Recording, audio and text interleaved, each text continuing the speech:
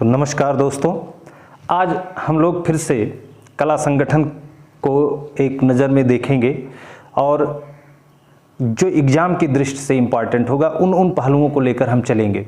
तो जैसा कि हम लोग पिछली वीडियो में देख चुके हैं, एक संक्षिप्त जानकारी ले चुके हैं, तो आज हम देखते हैं Calcutta group, special Calcutta group के और कुछ जो महत्वपूर्ण उनके सदस्य हैं और उनसे संबंधित जो एग्जाम में प्रश्न पूछे जाते हैं उन पर हम चर्चा करेंगे।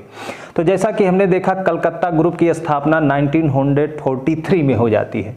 अच्छा, एक चीज़ और याद रखे रहिएगा दोस्तों, ये कब से कब तक चला है? तो ये ग्रुप 1943 से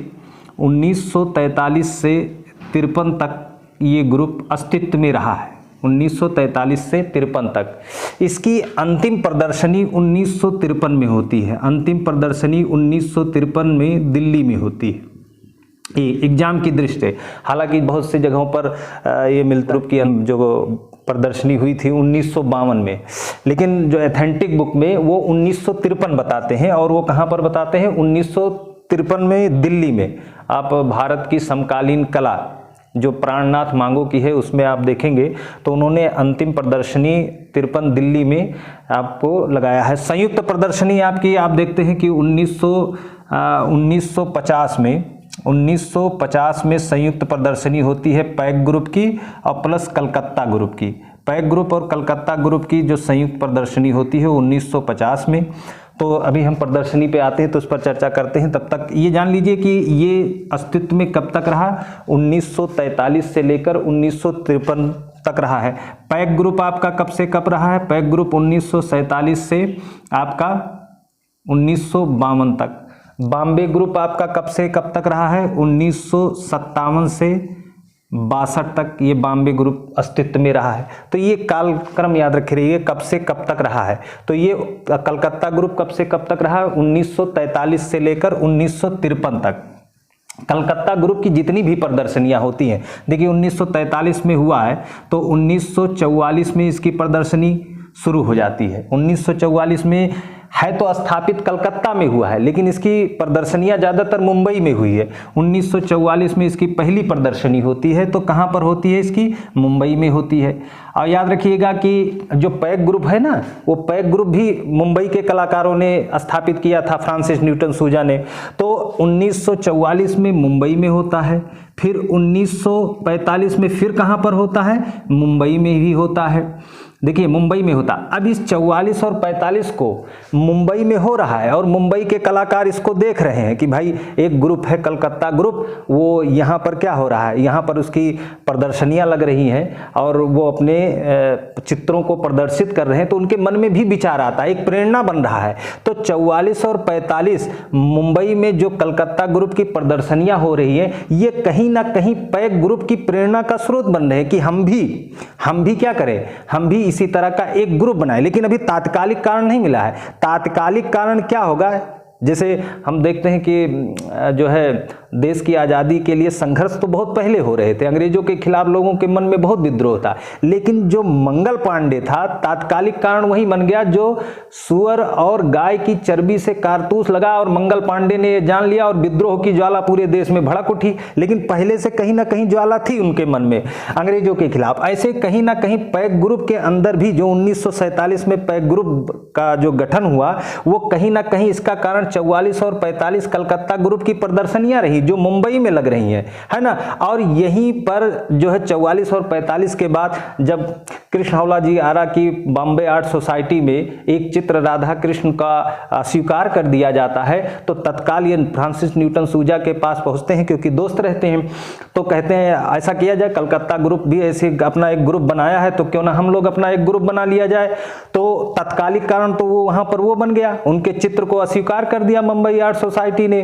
किसके? कृष्ण हौला जी आरा को। तो तुरंत गुस्सा आया, आवेग आया, तो तुरंत उन्होंने, लेकिन जो है कहीं ना कहीं उसका एक कारण कौन था? 44 और 45 की मुंबई में हो रही कलकत्ता ग्रुप की प्रदर्शनी। तो ये पैक ग्रुप का ये बन, और अंत तक आते आते 1950 में पैक ग्रुप और कलकत्ता ग्रुप की क्या हो जाती है? पैक ग्रुप और कलकत्ता ग्रुप की संयुक्त प्रदर्शनी होती। तो एग्जाम की दृष्टि से तो ये बन गया कि कलकत्ता ग्रुप और पैक ग्रुप की संयुक्त प्रदर्शनी कब हुई? 1950 में हुई। एक प्रश्न और बनता है कि जो कलकत्ता ग्रुप की जो प्रदर्शनी हुई थी वो किसके सहयोग से हुई थी, जो कलकत्ता ग्रुप की प्रदर्शनी हुई थी, तो वो श्रीमती केसी के सहयोग से ही कलकत्ता ग्रुप की जो पहली प्रदर्शनी 1944 में मुंबई में होती है, वो श्रीमती केसी के ही सहयोग से होती है कि नहीं। ये एक पॉइंट बन गया है। तो 44-45 प्रदर्शनी मुंबई में हो रही है। कलकत्ता ग्रुप की तीसरी प्रदर्शनी भी मुंबई में होती है 1950 में, और साथ ही साथ पैक ग्रुप की भी इनके साथ संयुक्त रूप से प्रदर्शनी लगाते हैं। और आप देखेंगे फिर यही पैक ग्रुप की अंतिम प्रदर्शनी तो आपकी 1952 में, क्योंकि पैक ग्रुप 1947 से 52 तक रहता है, तो 1952 में पैक ग्रुप की आखिरी प्रदर्शनी हो जाती है, और 1953 तक कलकत्ता ग्रुप की प्रदर्शनी होती है, और 1953 में इनकी अंतिम प्रदर्शनी दिल्ली में होती है। किसकी? कलकत्ता ग्रुप की। तो ये इतना आप डिटेल ये प्रदर्शनी के बारे में आपको इतना याद रखे रहना होगा। अब आगे कुछ इंपॉर्टेंट पहलुओं को जान लेते हैं, क्या क्या होगा तो देख लेते हैं। देखिए, तो कलकत्ता ग्रुप की हम जान लेते हैं। इसकी संस्थापक कौन रहे? तो संस्थापक रहे हैं प्रदोष दास गुप्ता। ये संस्थापक भी रहे, प्रेरणा स्रोत भी रहे। जैसे पैक ग्रुप के संस्थापक, प्रेरणा स्रोत और घोषणा पत्र, ये सब कौन थे? फ्रांसिस न्यूटन सूजा थे। ऐसे ही ये संस्थापक और प्रेरणा स्रोत जो है प्रदोष दास गुप्ता रहे। किसके? कलकत्ता ग्रुप में। कलकत्ता ग्रुप में कलाकारों की संख्या कितनी थी? तो कलकत्ता ग्रुप में कलाकारों की संख्या 8 थी। पैक ग्रुप में कितनी थी? पैक में कितनी थी? पैक ग्रुप में 6 थी। बॉम्बे ग्रुप में कितना था? बॉम्बे ग्रुप में 10 था। ग्रुप 1890 जिसके संस्थापक जे स्वामीनाथन थे, उसके सदस्यों की संख्या 12 थी। तो याद रखे रहिएगा, कलकत्ता ग्रुप में 8 थे। तो इस तरह 8 कौन कौन थे? एक चीज ये देख लेते हैं पहले सदस्यों, क्योंकि पूछा जाता बहुत। ये 8 को आपको लर्न करना होगा। ये कोर मेंबर हैं, जो संस्थापक सदस्य है। बाद में ये सब एडिशनल नंबर हैं, ये एडिशनल मेंबर हैं जो बाद में इसमें आकर जुड़े हैं। तो इतना बहुत नहीं इंपॉर्टेंट है, इसमें जो जो इंपॉर्टेंट होगा वो हम उस पर चर्चा करेंगे। तो देखिए, गोपाल घोष थे ही थे, निरोध मजूमदार थे, रथिन मित्रा थे, पारतोष सेन थे, सुबोध टैगोर जो रविन्द्रनाथ टैगोर की ये भतीजी हैं, जैनुल आबदीन और प्राण कृष्ण पाल, ये किस्म से समझिए कि ये कोर मेंबर थे। इन्होंने ही कलकत्ता ग्रुप की स्थापना की थी। बाद में सुनील माधव सेन, अवनी सेन, गोवर्धन सेन और राम किंकर बैज को इसलिए हमको याद रखे रहना। और इन एनी केस ऐसा पूछ सकता है एग्जाम में कि कलकत्ता ग्रुप के सदस्य थे, और 2 इधर का दे दे, एक राम किंकर बैज को भी दे दे, और कह दे इनमें से सभी, तब वहां राम किंकर बैज को भी लेना पड़ेगा कि ये कलकत्ता ग्रुप के सदस्य थे। हालांकि अगर देखा जाए, अब यहाँ पर एक चीज ये देख लेने कि ये क्यों आया, अस्तित्व में कलकत्ता ग्रुप क्यों आया, इसको जान लेंगे तो हमारा एक कॉन्सेप्ट क्लियर हो जाएगा। देखिए, इसके संस्थापक प्रदोष दास गुप्ता थे। आप थोड़ा सा हम बैक में चलते हैं समझने के लिए। आप जानते हैं कि सबसे पहले मुगल, ये प्रश्न पूछा जाता है, मुगल शैली के बाद कौन सी शैली आई थी? तो मुगल शैली के पतन के बाद हमारी जो शैली उभर के आई थी वो कंपनी शैली थी, जिसमें कंपनी शैली, तो कंपनी शैली आई। मुगल शैली के पतन के बाद कंपनी शैली आई, और इस कंपनी शैली का विरोध किसने किया? ये जो पाश्चात्य पद्धति थी, जो चित्रण के मामले में जो पाश्चात्य पद्धति का प्रयोग किया जाता था, उसका विरोध किया बंगाल शैली ने। यानी कंपनी शैली के विरोध में जो नई शैली उभर के आई वो बंगाल शैली हुई, जिसके संस्थापक अवनींद्रनाथ टैगोर। लेकिन इसके प्रेरणा स्रोत याद रखिएगा, बंगाल शैली के प्रेरणा स्रोत कौन थे? जो है ईबी हैबल थे, संस्थापक अवनींद्रनाथ टैगोर थे। तो मुगल शैली के बाद कंपनी शैली के विरोध में बंगाल शैली, और इस बंगाल शैली के विरोध में जो नया ग्रुप उभर के आया था वो था कलकत्ता ग्रुप।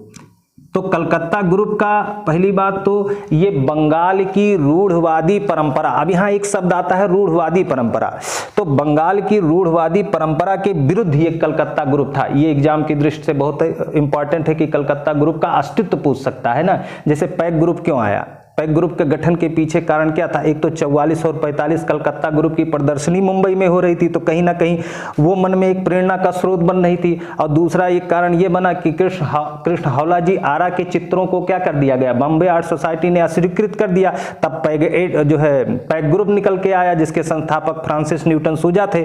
ऐसे ये बंगाल शैली कलकत्ता ग्रुप क्यों आ गया? तो कलकत्ता ग्रुप कहीं ना कहीं बंगाल शैली के विरोध में ये जो है आई। अब क्यों विरोध था? प्रश्न ये बनता है कि कलकत्ता ग्रुप ने इनका क्यों विरोध किया? क्या अब विरोध का मतलब लड़ाई झगड़ा नहीं है। अब राम किंकर बैस भी तो है ना बंगाल शैली के शांति निकेतन के कलाकारों में आते हैं, लेकिन यहाँ भी आए हैं। तो विरोध का मतलब ये नहीं कि झगड़ा लड़ाई, विरोध का मतलब अभी आप जब पढ़ोगे तो बंगाल शैली का विद्रोही कलाकार किसे कहा जाता है? तो वीरेशर सेन।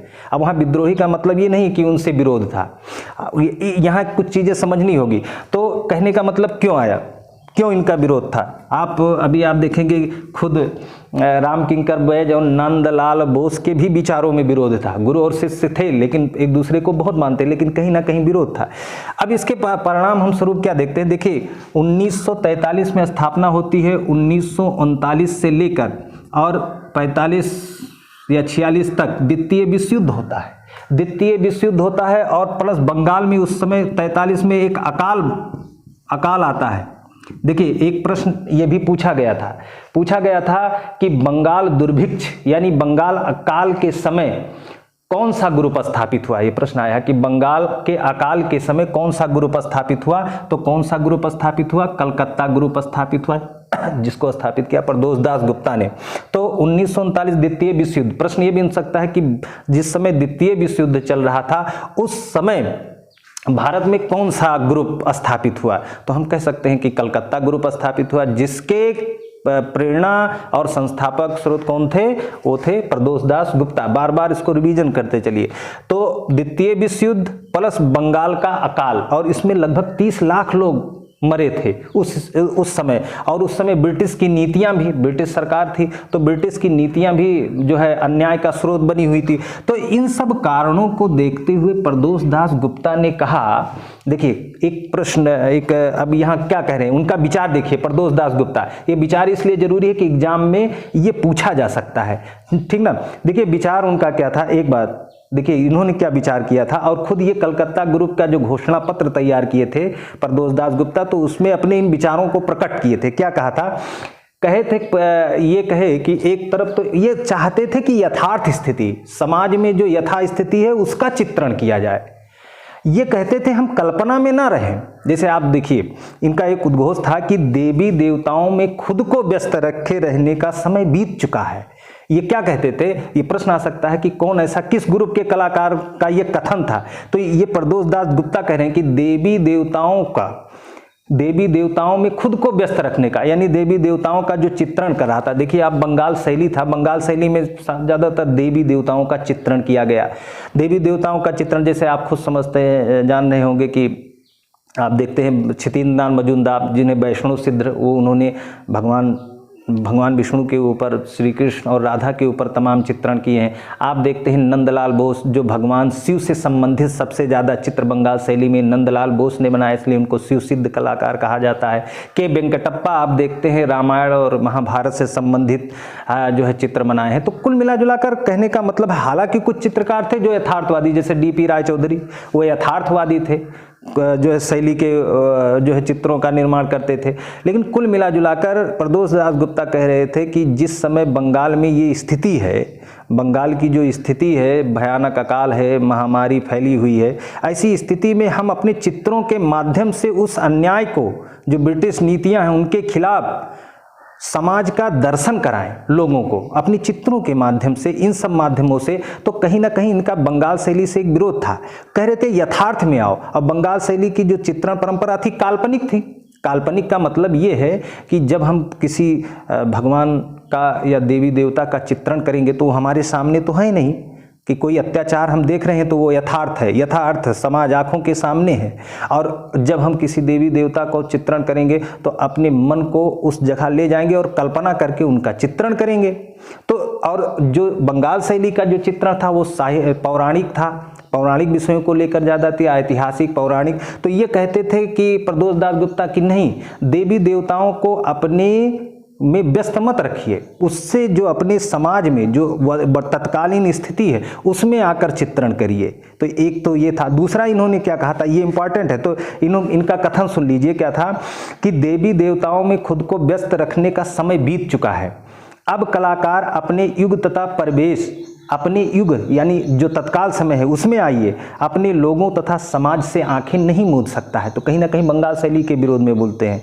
और दूसरा एक कथन, ये बहुत इंपॉर्टेंट है, यदि हम हमेशा अपने अतीत के गौरव को ताकते रहेंगे, यदि हम हमेशा अपने अतीत के गौरव को ताकते रहेंगे तो कला में किसी भी तरह का प्रगति नहीं कर सकते। अतीत के गौरव में कह रहे हैं कि जब हमारा मन वहीं अतीत में, वहीं कल्पना में डूबा रहेगा और सामने भूख, अकाल ये सब चल रहा है, तो ऐसी स्थिति में हम कैसे प्रगति कर सकते हैं।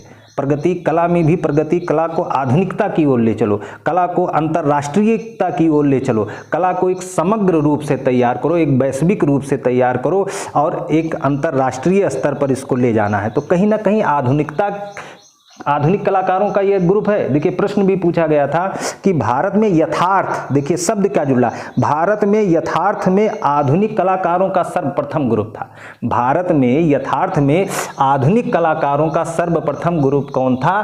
कलकत्ता ग्रुप था। तो बस इतना बस समझना है, अभी बहुत इसमें डिटेल जाने का कोई मतलब ही नहीं है। तो इतना समझ लेना कि प्रदोष दास गुप्ता ऐसे कलाकार थे जिन्हें देवी देवताओं के चित्रण का विरोध किया। प्रश्न बन सकता है कि देवी देवताओं को कह रहे हैं ना कि खुद में उन्हीं में ना ज़्यादा बिजी कर दो, मन उसी में ना डुबो दो, नहीं तो अन्यथा जो समाज में जो है चल रहा है उस पर हम ध्यान ही नहीं दे पाएंगे। तो इस हिसाब से ये चीज़ें याद रखे रहना। तो कहीं ना कहीं बंगाल शैली के विरोध में ये कलकत्ता ग्रुप आया है 1943 में जो उभरा। तो इस तरह से दूसरा एक चीज़ और अभी इसमें जो एग्जाम की दृष्टि तो 43 में चली और इसके जितने भी सदस्य थे, इसके जितने भी सदस्य थे, इनका कारण क्या था कि बंगाल कलकत्ता ग्रुप 1943, कलकत्ता ग्रुप 1943 में चली 1953 तक, फिर बाद में इसका अस्तित्व खत्म हो गया। उसके पीछे कारण क्या था? उसके अस्तित्व को समाप्त होने के पीछे कारण था। तो एक बात याद रखिए, इसके कुछ कलाकार थे जो अपने अपने कार्यों में व्यस्त हो गए, अपने अपने कार्यों में, कामों में लग गए। बस यही इसका आंसर बनेगा कि कलकत्ता ग्रुप की अवसान का कारण क्या था, खत्म क्यों हो गया, उसके पीछे कारण था। तो जितने भी ग्रुप थे, जैसे प्रदोष दास गुप्ता, ये Nagma national gallery of modern art के ये क्यूरेटर हो गए। आपके रथिन मित्रा, जो ये रथन मित्रा है, ये रथिन मित्रा हैं, ये दून स्कूल देहरादून में क्या हो गए? अध्यापक बन गए। आपके ये जो क्या कहते हैं, प्राणकृष्ण पाल, जो आपके प्राणकृष्ण पाल हैं, ये आपके दिल्ली के वायुसेना में वायुसेना के स्कूल में ये क्या हो गए? कला शिक्षक हो गए। तो ये याद रखे रहिएगा। तो कौन? प्राणकृष्ण पाल, ये दिल्ली के वायुसेना के स्कूल में कला अध्यापक हो गए। रथिन मित्रा दून स्कूल देहरादून में अध्यापक हो गए। प्रदोष दास गुप्ता नगमा में क्यूरेटर हो गए। और एक शख्स और आते हैं, ये जो है निरोध मजूमदार जो है इंडिया हाउस, अभी आएगा जब हम लोग पढ़ेंगे। इंडिया हाउस कहाँ पे है? लंदन में। तो इंडिया हाउस लंदन में भी ये वहाँ पर क्यूरेटर के पद पर हो गए। ये इंडिया हाउस कहाँ पे है? लंदन में। तो इंडिया हाउस लंदन में है, वहाँ पर ये क्यूरेटर हो गए। प्रदोष दास गुप्ता नगमा में क्यूरेटर हो गए। रथिन मित्रा दून स्कूल में ये अध्यापक हो गए, कला अध्यापक। प्राणकृष्ण पाल दिल्ली की वायुसेना के स्कूल में ये अध्यापक हो गए। इस तरह से ये ग्रुप क्या हो जाता है? विखंडित हो जाता है। अच्छा, यही चीज़ याद करिए आपका। तो इसका आंसर क्या बनेगा कि जो कलकत्ता ग्रुप के जितने भी सदस्य थे, सब अपने अपने कर्म में, अपने अपने कार्यों में, अपने अपने नौकरियों में क्या हो गए? बिजी हो गए। अब बिजी हो गए तो किसी के पास समय नहीं होता है। अच्छा, कहीं ना कहीं ऐसा एक प्रश्न और बनता है, पैक ग्रुप की स्थापना तो देखा गया, पैक ग्रुप क्यों विखंडित हो जाता है? उसके पीछे क्या कारण था? तो उसके पीछे कारण था, आप देखते हो 1950 में सैयद हैदर रजा कहाँ चले जाते हैं? ये चले जाते हैं पेरिस में चले जाते हैं। 1967 में 1967 में फ्रांसिस न्यूटन सूजा कहाँ चले जाते हैं? न्यूयॉर्क में चले जाते हैं। और लगभग जितने और सदस्य होते हैं वो सब विदेश में चले जाते हैं। तो इस तरह पैक ग्रुप के विखंडन का कारण क्या हो जाता है? है, पैक्ट ग्रुप के सदस्य कहाँ चले जाते हैं, विदेश में बस जाते हैं। तो इस कारण से ये पैक्ट ग्रुप का अवसान यानी खत्म हो जाता है। फिर अगला क्वेश्चन बन जाएगा कि पैक्ट ग्रुप के विखंडन के बाद कौन सा ग्रुप बना। तो पैक्ट ग्रुप के विखंडन के बाद जो नया ग्रुप बन के आता है 1957 में बॉम्बे ग्रुप बन के आता है। तो जो बॉम्बे ग्रुप के नेता कौन से होते हैं, के हब्बर। ये इतना इंपॉर्टेंट तथ्य याद रखे रहिएगा। कहने का मतलब ये उस कंडीशन में ये सब हमें जानना होगा जब हमें फाइट में आना होगा, क्योंकि ये जाना जो साधारण क्वेश्चन है वो लगभग सब लोग तैयार कर रहे हैं। तो इन सारे क्वेश्चनों को भी पकड़ना होगा क्योंकि ये कॉन्सेप्ट है। फिर अगर अब हम देख लेते हैं इन सदस्यों के बारे में कुछ इंपॉर्टेंट जो प्रश्न आए हैं। तो एक प्रदोष दास गुप्ता का हम एक चीज़ देख लेते हैं। इनकी कुछ कृतियां हैं, तो इनकी कृतियां के प्रदोष दास गुप्ता के बारे में जो प्रश्न पूछा जाता है, एक प्रश्न ये है कि देखिए प्रदोष दास गुप्ता के बारे में अगर हम प्रदोष दास गुप्ता को देखें, कलकत्ता ग्रुप के संस्थापक हैं प्रदोष दास गुप्ता। तो देखिए कलाकारों में एक प्रश्न पथ पत्नी को लेकर, जैसे आपका ये जानना जरूरी है। आपको देखते हैं सुबोध गुप्ता और क्या कहते हैं भारती खेर, ये चित्र कलाकार भी रहे हैं। आपका ये छुपे हुए पहलुओं में से आएंगे। तो देखिए प्रदोष दास गुप्ता की पत्नी कौन थी, कमला दास गुप्ता। एक तो ये जानना होगा, प्रदोष दास की पत्नी कमला दास गुप्ता यहाँ क्यों आई, क्योंकि कमला दास गुप्ता भी कलकत्ता ग्रुप की सदस्य हैं, ये भी जाने रहिएगा। और प्लस प्रदोष दास गुप्ता भी मूर्तकार हैं और कमला दास गुप्ता भी मूर्तकार हैं, एक चीज ये जानने रहिएगा। तो एक संबंध को लेकर हुआ। प्रदोष दास गुप्ता का जन्म कहाँ हुआ था। अब जन्म से संबंधित एक चीज और याद रखिएगा। एक प्रश्न आया था कि कलकत्ता ग्रुप के किन सदस्यों का जन्म बांग्लादेश में हुआ। तो इतने सारे सदस्य हैं, 2 सदस्यों को बहुत इंपॉर्टेंट करके याद रखिएगा, यानी प्रदोष दास गुप्ता, ठीक ना, प्रदोष दास गुप्ता और पारितोष सेन। इसको अब हम मिटा देते हैं। अब इसको आप लोगों ने देख लिया होगा तो इसको मिटा देते हैं, इसे लिखने में फिर समस्या ना आए। देखिए पारितोष सेन, ये 2 कलकत्ता ग्रुप के ये 2 सदस्य हैं जिनका जन्म बांग्लादेश में हुआ है। एक चीज ये पॉइंट नोट कर लीजिए, ये पूछा गया है। देखिए कैसा पूछ लिया प्रश्न कि कलकत्ता ग्रुप के किन सदस्यों का जन्म बांग्लादेश में हुआ है। तो प्रदोष दास गुप्ता का भी जन्म और पारितोष सेन का भी जन्म कहाँ हुआ है, बांग्लादेश में हुआ है। ये एक पॉइंट। मृत्यु का कोई ज़्यादा जरूरी नहीं है कि मृत्यु याद करना है, और बांग्लादेश याद रहे किनका, प्रदोष दास गुप्ता और पारितोष सेन।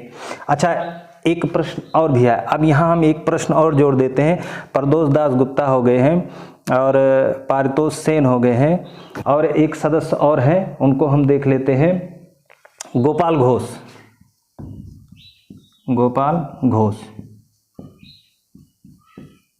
तो इनका 2 का जन्म, इनका तीनों का लिखने का कारण क्या है, ये तीनों किसके शिष्य रहे हैं, ये प्रश्न ये बहुत इंपॉर्टेंट है।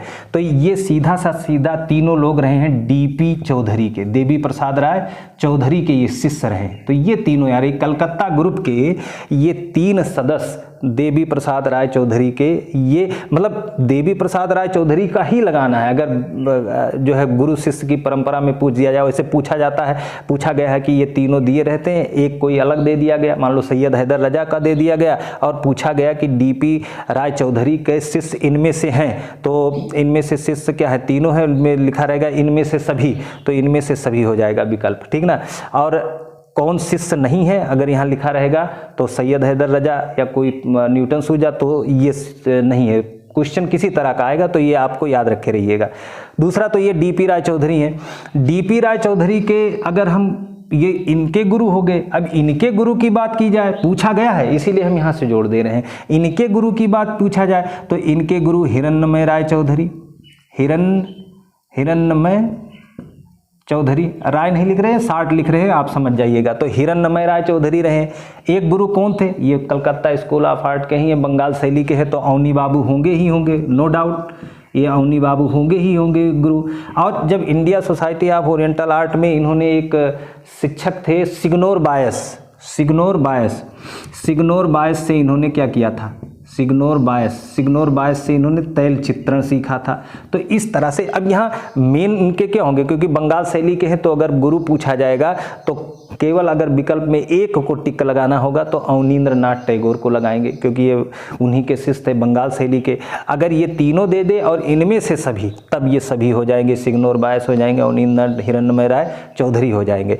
अब प्रश्न एक चीज़ और याद रखिएगा, जो हिरण्मय राय चौधरी इनके भी हैं। अब कभी कभी ये प्रदोष दास गुप्ता है ना, प्रदोष दास गुप्ता के डीपी राय चौधरी भी हैं और इनके एक गुरु प्रदोष दास गुप्ता के हिरण्मय राय चौधरी इनके शिष्य भी है। यानी हिरण्मय राय चौधरी प्रदोष दास गुप्ता के भी गुरु हैं और डीपी राय चौधरी के भी गुरु हैं। बस थोड़ा सा यहाँ से हमने बना दिया ग्राफ्स टाइप का, आप याद रखें। इनके गुरु ये भी हैं, इनके गुरु डीपी राय चौधरी भी हैं, है ना। तो ये दिमाग में बनाए रहिएगा प्रदोष दास गुप्ता के। बाकी इन तीनों के गुरु ये डीपी राय चौधरी भी है। और दूसरा, अगर आपको ये सिस्टम बना देगा कि प्रदोष दास गुप्ता के, तो ये गुरु हो जाएंगे। तो ये गुरु और शिष्य की परंपरा से बस इतना ही याद रखे रहिएगा, ये तीनों के शिष्य गुरु कौन है, डीपी राय चौधरी हैं। प्रदोष दास गुप्ता के गुरु कौन है, हिरण्मय राय चौधरी, डीपी राय चौधरी। अब दिमाग में आएगा कि अगर प्रदोष दास गुप्ता के दोनों पूछ लिया जाए, हिरण्मय राय चौधरी, डीपी राय चौधरी विकल्प में दिया, तो किसको ज़्यादा महत्व देंगे, तो देवी प्रसाद राय चौधरी को इसमें महत्व देंगे, प्रदोष दास गुप्ता के गुरु का। बस इतना ही ध्यान में रखे रहना। पार्थोस सेन के वे भी हैं, गोपाल घोष के। अब गोपाल घोष के एक गुरु और हैं, डीपी राय चौधरी तो है ही हैं, इनके एक गुरु याद रखे रहिएगा, शैलेंद्रनाथ डे। जब हम राजस्थान स्कूल ऑफ आर्ट में वहाँ पर जाएंगे तो वहाँ पर भी ये पढ़े हैं। तो उस वक्त जब पढ़ रहे थे तो उनके गुरु कौन थे, शैलेंद्रनाथ डे। और उसके बाद में जब मद्रास, देवी प्रसाद राय चौधरी कहाँ के शिक्षक थे, चेन्नई के थे, मद्रास स्कूल ऑफ आर्ट। तो वहाँ पर जब पढ़ने गए तो उनके गुरु कौन हो गए, डीपी राय चौधरी। तो ये दो इंपॉर्टेंट है, गोपाल घोष के एक गुरु हैं शैलेंद्रनाथ डे और डीपी राय चौधरी। तो इसमें महत्व किसको देंगे, डीपी राय चौधरी। प्रदोष दास गुप्ता के दो गुरु हो गए, हिरण्मय राय चौधरी और डीपी राय चौधरी। इसमें कौन किसको ज्यादा महत्व देंगे, अगर सेपरेट एक को पूछा जाए तो डीपी राय चौधरी। डीपी राय चौधरी के गुरु कितने हो गए, हिरण्मय राय चौधरी, अवनींद्रनाथ टैगोर, सिग्नोर बायस। ये तीनों, अगर विकल्प में तीनों है, इनमें से सभी पूछा जाए तो इनमें से सभी, कोई एक पूछा जाए तो डीपी राय चौधरी के मेन गुरु कौन हो जाएंगे, अवनींद्रनाथ टैगोर। एक प्रश्न ये आपको निकल के आ जाएगा, देखिएगा। अब प्रदोष दास गुप्ता के बारे में जो निश्चित सिस्टम हम जान लेते हैं, कुछ कलाकृतियां हैं, अगर हम देख लेते हैं, कुछ कलाकृतियों को हम देख लेते हैं, बाकी अभी हम चर्चा करेंगे। तो एक प्रश्न आया था कि कलकत्ता ग्रुप की प्रथम प्रदर्शनी किसके सहयोग से की गई थी, तो केसी के सहयोग के, श्रीमती केसी के सहयोग से की गई थी। कलकत्ता ग्रुप की संयुक्त प्रदर्शनी कब की गई थी, तो 1950 ईस्वी में कलकत्ता ग्रुप और पैक ग्रुप की यह संयुक्त प्रदर्शनी की गई थी। बाकी ये तो कलकत्ता ग्रुप की स्थापना कहाँ हुई, कलकत्ता में हुई। कब हुई, 1943 में हुई। 1943 में कुछ याद आया होगा, 1943 में कंपनी शैली के चित्रों की खोज पीसी मानक ने की थी। और वो कौन सा कलाकार था जिसके चित्रों की खोज की थी, तो शिवलाल के चित्रों की खोज पीसी मानक ने की थी। कब की थी, 1943 में की थी। और किस शैली की, तो कंपनी शैली की, ये 1943। और 2 साल पहले जाइए, 2 साल पहले जाइए, यानी पीछे की ओर जाइए, 1941 में 2 महान कलाकारों की मृत्यु हुई थी। किसकी, एक रविंद्रनाथ टैगोर की मृत्यु हुई थी और अमृता शेरगिल की मृत्यु हुई थी। और अमृता शेरगिल की मृत्यु के 2 साल बाद, या रविंद्रनाथ टैगोर की मृत्यु के 2 साल बाद कलकत्ता ग्रुप की स्थापना हुई थी 1943, जो 53 तक स्थापित रही है या चलती रही है। तो एक प्रश्न ये बन जाएगा। अब इनके जो है कलकत्ता ग्रुप के सदस्य भी हो गए, इतने सदस्य भी हो गए, 8 सदस्य भी हो गए, संस्थापक भी हो गए। प्रदोष दास गुप्ता प्रेरणा स्रोत भी हो गए। प्रदोष दास गुप्ता फंसा देगा, वो संस्थापक भी दे सकता है और प्रेरणा स्रोत भी दे सकता है, तो इसमें कंफ्यूजन मत होइएगा। तो ये हो जाएगा। तो इससे संबंधित इतने सारे क्वेश्चन। अब प्रदोष दास गुप्ता के बारे में जो और मेन इंपॉर्टेंट के बारे में अगर जो प्रश्न पूछा गया है, अगर हम देख लेते हैं प्रदोष दास गुप्ता के, एक प्रश्न बहुत इंपॉर्टेंट प्रदोष दास गुप्ता से पूछा जाता है। एक चीज और याद रखिएगा, अगर पूरे ओवरऑल कलकत्ता ग्रुप पर अगर पूछा जाए किस वाद का प्रभाव रहा है, तो पूरे कलकत्ता ग्रुप पर प्रभाववाद का प्रभाव रहा है। प्रभाववाद का, जो आप जब पढ़ोगे, वादों का जनक या वादों का जन्म स्थान कहाँ रहा है, वादों का जन्म कहाँ से हुआ है, तो फ्रांस में हुआ है। फ्रांस में ही पूछा जाता है आधुनिक वादों का या आधुनिक चित्रकला का जन्म कहाँ से हुआ है, तो फ्रांस में हुआ है। उसी फ्रांस में ही हम चलते हैं तो क्लाद मोने आएंगे, मोने और माने वहाँ पर आएंगे, जो सन राइज इंप्रेशन यानी सूर्योदय का प्रभाव, उसी चित्र से एक प्रभाववाद का जन्म होता है, तो उसको बाद में चर्चा करेंगे। तो पूरी कलकत्ता ग्रुप पर प्रभाववाद, ये प्रभाववाद क्या है इसके बारे में भी चर्चा करेंगे, लेकिन समय के हिसाब से। तो प्रभाववाद, तो पहला प्रश्न है कि कलकत्ता ग्रुप पर किस वाद का प्रभाव रहा है, तो प्रभाववाद का प्रभाव रहा है। भारत में अगर पूछ लिए नवप्रभाववाद, अभी आएंगे ना वो NS बंद्रे, बिंदुवाद, प्रभाववाद नवप्रभाववाद के जनक, तो प्रभाववाद का जनक रहा है। दूसरा एक प्रश्न, प्रदोष दासगुप्ता, अगर प्रदोष दासगुप्ता केवल कलाकार, पूरे ग्रुप पर प्रभाववाद का, अगर कलाकारों पर जो जिसमें इंपॉर्टेंट है प्रदोष दासगुप्ता पर क्या प्रभाव है, वो कह रहे हैं कि यथार्थ, रियलिज्म, यथार्थ में आओ और देखो किस तरह का समाज में वैसा चित्रण करो। तो इस हिसाब से प्रदोष दासगुप्ता पर कौन सा वाद हावी रहा है, तो यथार्थवाद रहा है। प्रदोष दासगुप्ता पर कौन सा वाद रहा है, यथार्थवाद रहा है। और पूरे कलकत्ता ग्रुप पर कौन सा वाद रहा है, तो प्रभाववाद। कलकत्ता ग्रुप पर और प्रदोष दासगुप्ता पर, ये प्रदोष दासगुप्ता है, प्रदोष दासगुप्ता पर कौन सा वाद रहा है, तो यथार्थवाद रहा है। फिर एक प्रश्न ये भी पूछा गया है कि ये प्रदोष दासगुप्ता किस पाश्चात्य कलाकार से प्रभावित रहे हैं, तो हेनरी मूर को याद रखे रहिएगा। किसको याद रखिएगा, हेनरी मूर। ये प्रश्न पूछा गया है कि प्रदोष दास, अभी UGC में या किसी में पूछा गया था। और एक प्रश्न ये भी पूछा गया था हेनरी मूर कहाँ के हैं, तो हेनरी मूर इंग्लैंड के हैं।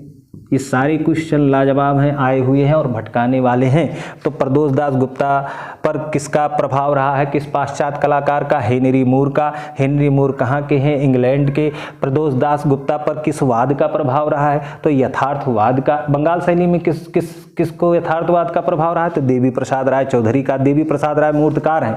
कलकत्ता में, कलकत्ता ग्रुप में 2 लोग मूर्तिकार हैं, एक है प्रदोष दासगुप्ता और कमला दासगुप्ता, पति और पत्नी दोनों मूर्तिकार हैं। ये प्रश्न आ चुका है, तो इसलिए नहीं। जैसे बंगाल शैली में कौन कौन मूर्तिकार है, मूर्तिकार आप देखेंगे सुधीर रंजन खासगीर है ना, मूर्तिकार भी हैं, चित्रकार भी हैं। पर देवी प्रसाद राय चौधरी भी क्या है, मूर्तिकार भी हैं और चित्रकार हैं, लेकिन मेन क्या है, मूर्तिकार हैं।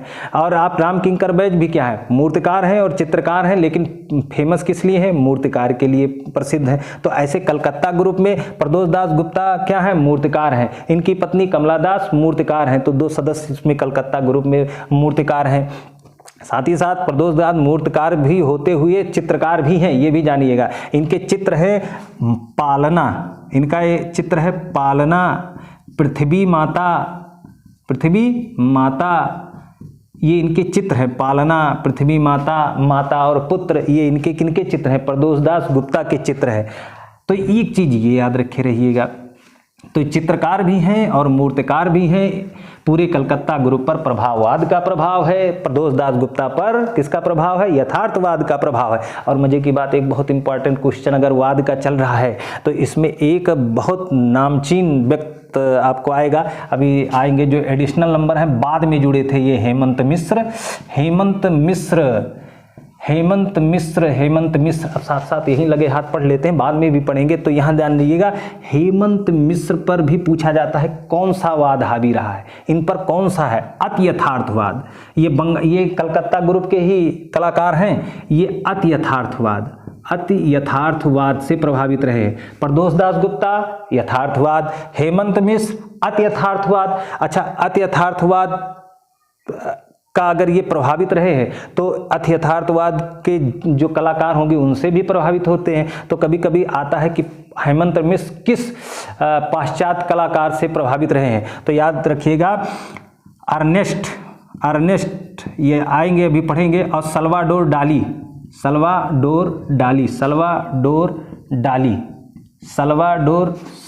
डाली और अर्नेस्ट, अर्नेस्ट मैके और सल्वाडोर डाली, ये पाश्चात्य कलाकार है, जो अति यथार्थवाद के ये कलाकार है। इन्हीं कलाकारों से प्रभावित है हेमंत मिश्र, और वादों में देखेंगे तो अति यथार्थवाद, ये इंपॉर्टेंट क्वेश्चन बनेगा।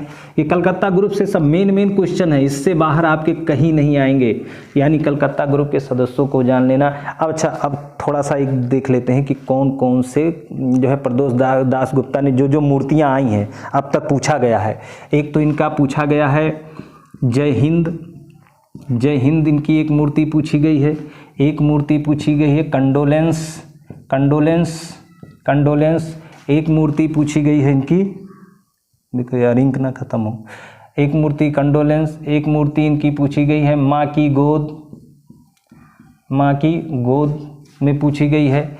एक पूछी गई है प्रेमी, एक पूछी गई है, मूर्ति है सब, चित्र वो था पालना, पृथ्वी माता और माता और पुत्र, ये उनकी चित्र है, ये सब मूर्तियां हैं। प्रेमी, फिर बसंत का खुलासा, बसंत का खुलासा, ये सब उनकी मूर्तियां हैं। बसंत का खुलासा, दुल्हन, दुल्हन है ना, दुल्हन हो गया, बसंत का खुलासा। सूर्यमुखी भी याद रखिएगा, सूर्यमुखी, सूर्यमुखी और किसका किसका, एन.एस. बेंद्रे का बहुत इंपॉर्टेंट है सूर्यमुखी, वो चित्र है सूर्यमुखी। और किसका है, विनोद बिहारी मुखर्जी ने भी सूर्यमुखी बनाया है, वो चित्र में है। एन.एस. बेंद्रे ने भी सूर्यमुखी बनाया, अमृता शेरगिल ने भी सूर्यमुखी बनाया है। ये सब याद रखे रहिएगा, ये सब बझाने वाले, जब नंबर फाइट में जिसको आना हो, सिलेक्शन लेना होगा, तब ऐसे प्रश्न, सारे प्रश्न कुछ जो कमोबेश सब रिपीटेड होंगे, बस 7, 8, 9 क्वेश्चनों में ऐसा बनाएगा जो सिलेक्शन वाले पॉइंट पे होंगे, जहाँ पे सिलेक्शन हमें लेना होगा, ठीक ना। तो जैसे सूर्यमुखी का है, सूर्यमुखी एन.एस. बेंद्रे ने, बहुत इंपॉर्टेंट, सबसे ज़्यादा इंपॉर्टेंट हम एन.एस. बेंद्रे को, सूर्यमुखी की ये मूर्ति इन्होंने बनाई है, ये मूर्ति बनाई है। अमृता शेरगिल ने भी सूर्यमुखी बनाई है, विनोद बिहारी मुखर्जी ने भी सूर्यमुखी बनाई है। तो इस तरह से हम बाद में चर्चा करेंगे। सूर्यमुखी हो गया, और सूर्य पूजा, सूर्य पूजा भी इन्होंने बनाई है, सूर्य पूजा भी इन्होंने बनाया है, ठीक ना, सूर्य पूजा। और जो क्या कहते हैं, एक चित्र जतिन दास का है जो है अभी आएगा, जिसमें सूर्य नमस्कार, सूर्य नमस्कार अगर पूछा जाए तो जतिन दास, ये पूछा गया है एग्जाम में, जो भी प्रश्न की हम बात करें वो सब पूछे गए हैं, इग्नोर मत करिएगा। सूर्य पूजा जो है, सूर्य नमस्कार जो योगा में करते नहीं है, सूर्य नमस्कार जो 12 उसके अंग है, तो सूर्य नमस्कार बनाया है जतिन दास ने, जिनकी लड़की है नंदिता दास, है नहीं, जिन्होंने मोहनजोदड़ो से गांधी तक, नई दिल्ली के संसद भवन में मोहनजोदड़ो से लेकर गांधी तक का जो भित्ति चित्र बनाया था वो जतिन दास ने बनाया है। और एक मोहनजोदड़ो संस्कृत है, वो सतीश गुजराल ने बनाया है। ये, और जतिन दास की एक लड़की है, क्या है, नंदिता दास, जो क्या है, फिल्म एक्टर है, एक्ट्रेस है, अभिनेत्री हैं। तो याद रहे, सूर्यमुखी हो गया, सूर्य पूजा हो गया, और इनका क्या चित्र हो सकता है, और देख लेते हैं। एक अंडे पर जो श्रृंखला बनाई, बड़ी इंपॉर्टेंट है, जो नगमा में है, अंडे की श्रृंखला, अंडे की पूरी श्रृंखला हमारे प्रदोष दास गुप्ता ने बना दी है। एग ब्राइड, अंडे की श्रृंखला जो बनाई है वो याद रखे रहिएगा। और मुझे क्या कहते हैं, ये सबके सब कांस्य में है, याद रखे रहिएगा। और अभी चित्र है तो अभी लिख रहे हैं, अभी ये सब कांसे में, जो ब्रांज में बने हैं, जो कांसे में बने हैं, उनका ये लिख रहे हैं, ठीक ना। तो ये सब इनका कांसे में बना हुआ है। और 1-2 मूर्तियां लिख लीजिए, ये इंपॉर्टेंट कलाकार हैं, बहुत ही इंपॉर्टेंट है, तो इसलिए इनसे ना छूटिए, क्योंकि अब 1 नंबर पाने के लिए आपको अगर 10-20 मूर्तियां याद करनी है, क्योंकि फाइट बड़ी लंबी तगड़ी है, मतलब अगर 20 पेज पढ़ के 1 नंबर हमें बटोरना है, अब 20 पेज पढ़ के 4 नंबर बटोरना है, तो हमें दोनों 20-20 पेज को महत्व देना होगा, क्योंकि यहाँ 1 नंबर की चूक बहुत बड़ी चूक है। कितने हजारों लड़कों के पीछे, अब तो 4-4 हज़ार लड़कों के पीछे चले जाना होगा, तो 1 नंबर के लिए संघर्ष है ना। तो एक ये चीज़ होगा। और इनका एक चीज़ हम देख लेते हैं, अंडे की श्रृंखला भी बनाई है, बस इतना ही इंपॉर्टेंट है, आप अगर याद कर लेंगे। और अगर इस पर भी अंडे के बनाए हैं तो घोंसला भी बनाए होंगे, घोंसला भी बनाए हैं, ये सब कांसे में बनी हुई, अंडे की श्रृंखला, घोंसला, ये सब कांसे में बनी है। सब की सब मूर्तियाँ जितनी पड़ी वो कांसे में बनी है। कुछ मूर्तियाँ जैसे आपका देखेंगे फर्स्ट बॉर्न, ये भी एग्जाम में पूछा गया है, फर्स्ट बॉर्न है, फर्स्ट बॉर्न मतलब ये सीमेंट में है, ये सीमेंट में बनाई गई है। पीकिंग लाइंस ये आपकी, ये भी सीमेंट में बनाई गई है, सीमेंट में बनाई गई है। तो ये आपका इस प्रदोष दास गुप्ता से ही इतनी इम्पॉर्टेंट है। और देख लेते हैं कि अगर क्वेश्चन क्या क्या आए हैं, तो थोड़ा सा ध्यान लीजिए। प्रदोष दास गुप्ता से संबंधित जो क्वेश्चन अगर देखते हैं कहीं छूट रहा है, अगर हाँ कांसे में बना है, तो अगर इन एनी केस अगर ये पूछा गया है कि प्रदोष दास गुप्ता ने जो मूर्तिकारी की है वो किस तकनीक से, उनकी टेक्निक क्या रही है, तो ढलाई विधि से, कास्टिंग ढलाई, क्या कहेंगे ढलाई। जैसे मोहनजोदड़ो की नर्तकी जो थी वो क्या थी, वो ढलाई विधि से तो बनाया गया था, सिरे परदू कह दें या कास्टिंग ढलाई कह दें या मधुचेष्ट विधि कह सकते हैं। तो इस विधि से प्रदोष दास गुप्ता ने अपनी मूर्तियां बनाई। एक तो ये बन जाएगा क्वेश्चन। फिर जो है ये तो हो ही गया कि किस क्षेत्र में इनको प्रसिद्धि मिली थी, तो मूर्तिकला के क्षेत्र में इनको प्रसिद्धि मिली थी। किससे प्रभावित थे, हेनरी मूर से प्रभावित थे, ये हो गया है। और प्रदोष गुप्ता ने अधिकतर अपनी मूर्तियां किस माध्यम में निर्मित की है, तो देखें आप, ये फर्स्ट बार्न और पीकिंग लाइन से सीमेंट में है, और कितनी सारी आपकी जो है कांस में, तो ज़्यादातर कांस में। जैसे देवी प्रसाद राय चौधरी ने कांसे में ज़्यादातर मूर्तियां बनाई है, राम किंकर बैज ने सीमेंट और कंक्रीट में ज़्यादातर मूर्तियां बनाई है, प्रदोष दास गुप्ता ने भी कांसे में सबसे अधिक मूर्तियाँ बनाई हैं। माध्यम तो और भी रहा, सीमेंट भी रहा है, कांसा भी रहा है, तो सब रहा, लेकिन ज़्यादातर किसमें, ब्रॉन्ज में, कांसे में बनाई है। और इनसे संबंधित और एक और चीज़ आप अब यहीं पर समझ लेते हैं। हेमंत मिश्रा का आपने देखा, अभी उस पर भी पढ़ेंगे। गोपाल घोष भारत में प्रथम जन्मदाता थे। किसके जन्मदाता थे, दृश्य चित्र के, लैंडस्केप के, आधुनिक भू दृश्य चित्रों का जनक कौन है, तो गोपाल घोष। गोपाल घोष को और क्या कहा जाता है, तो कलकत्ता ग्रुप का बोहेमियन कलाकार। तो इसके बारे में हम ढेर सारा और चर्चा करेंगे, तो वीडियो और लंबी हो जाएगी। तो तब तक के लिए हम लोग क्या करते हैं, और तो ऐसा इनका कोई इम्पॉर्टेंट नहीं रहा है प्रदोष दास गुप्ता का। देख लेते हैं एक नज़र की और कुछ आया है इनका इम्पॉर्टेंट। तो और इनका हाँ एक और चीज़ याद रखे रहिएगा, आया है, ये पूछा गया है, ठीक ना। तो प्रदोष दास गुप्ता को हमने देखा नगमा में, ये क्यूरेटर थे, तो समझ ही गए थे। और प्रदोष दास गुप्ता की एक पूछा गया है दास्ता में, इन बॉन्डेज, इनका ये पूछा गया क्या कि इन बॉन्डेज चित्र किसकी रचना है। इन बॉन्डेज मूर्त शिल्प है। इन बॉन्डेज देखिए, इन बॉन्डेज करके आएगा। और अगर हिंदी में पूछेगा तो दास्ता में, क्या कहेंगे, दास्ता में। देखिए छूटने ना पाए, कोशिश यही करेंगे आपको पूरा को पूरा एकदम बिल्कुल no difference between free and paid, कोई अंतर नहीं रहेगा कि पेड क्लास में और फ्री में, सब पूरा एकदम पूरा मटेरियल लीजिए।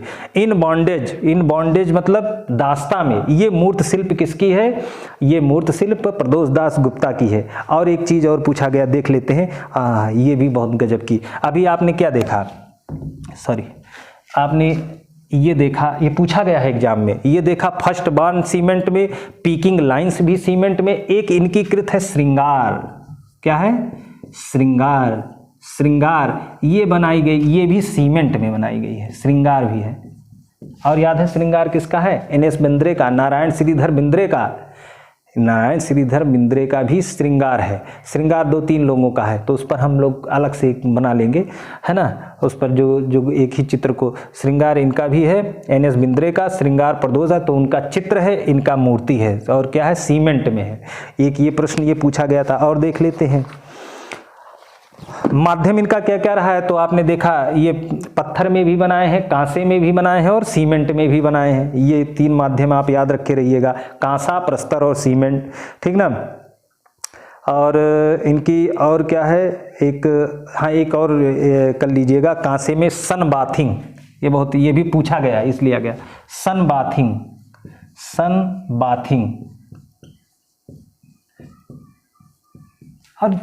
बाथिंग है ना। कुछ चीज़ें आप रिलेट कर लीजिएगा, जैसे फर्स्ट बार्न, पहली बार पैदा, बार्न माने पैदा, फर्स्ट माने पैदा, और माँ की गोद में जो कांसे की बनी है उसमें जो है फर्स्ट बार्न सीमेंट का एक बच्चा बैठा हुआ, तो ये याद हो जाएगा। और आपका जैसे प्रेमी और दुल्हन है, तो दुल्हन प्रेमी आप समझ सकते हैं कि वो एक बंदा है, वो अपनी दुल्हन से क्या कर रहा है, प्रेम कर रहा है। तो दुल्हन प्रेमी, और ऐसे में बसंत ऋतु है, बसंत का खुलासा है, तो इस तरह से प्रदोषदास ऐसे बना लीजिएगा। और वो सब लोग बैठे क्या कर रहे हैं, सन बाथिंग कर रहे हैं, सन में बैठकर नहा रहे हैं, सूर्य की किरणों का नहान कर रहे हैं, और सूर्य की किरणों का नहान कर रहे हैं, सन बाथिंग। और उसी से जोड़ दीजिएगा जो हम लोगों ने पढ़ा है सूर्य पूजा या सूर्य उपासक, और बाद में वो सूर्य की उपासना करने लगते हैं। और ऐसे देखते ही देखते बगल में सूर्यमुखी का पौधा खिल उठता है। तो ये ऐसे बनाए रहेंगे तो ये सब सारी मूर्ति क्या हो जाएंगे, प्रदोषदास गुप्ता का हो जाएगा। और दुल्हन क्या की है, श्रृंगार की है, तो श्रृंगार भी आपका हो जाएगा। तो ये अगर ऐसे बनाए रहेंगे खाका तो आपका पूरा याद हो जाएगा। तो तब तक के लिए हम अगली बार कलकत्ता ग्रुप से ही संबंधित और कलाकारों को लेकर आएंगे जो इम्पॉर्टेंट होंगे। तब तक के लिए नमस्कार, जय हिंद, नमस्कार।